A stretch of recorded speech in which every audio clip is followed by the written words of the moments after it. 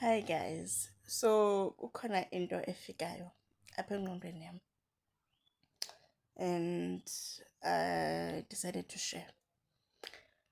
Kuyo yonke into oyenzayo ebomini, never be umntu ofuna uthandwa ngabantu bonke because uzophetha ungakwazi umela inyaniso.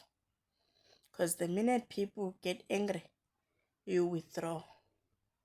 Uzophetha ungakwazi umela le nto uyaziyo uba i-right. And okwesibini,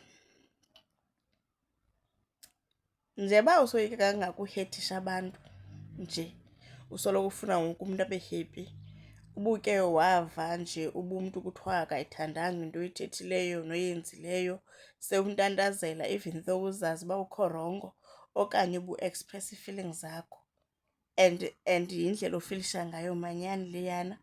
Wena sewuntantazela uyocela uxolo, sewuntantazela uyoyijika uthi hayi ayikho njalo because wena ufuna uhethisha abantu. Mandikuxelele ke kuzohethisheka wena.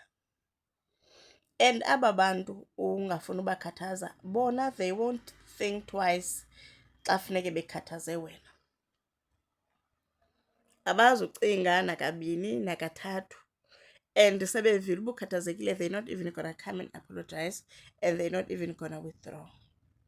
So i-advice kule nto is one, zama kangangoko uphila impilo yakho ubeke wena kuqala, ubeke ii-feelings zakho kuqala. Kusemhlabeni apha asizubona ngasonye lonke ixesha, and sometimes abantu abazuva kamnandi zizinto esizithethayo, and that is okay.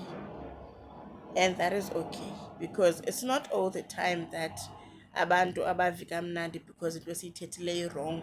Sometimes it's just because ayiyo le nto bafuna uyiva, and that's totally okay.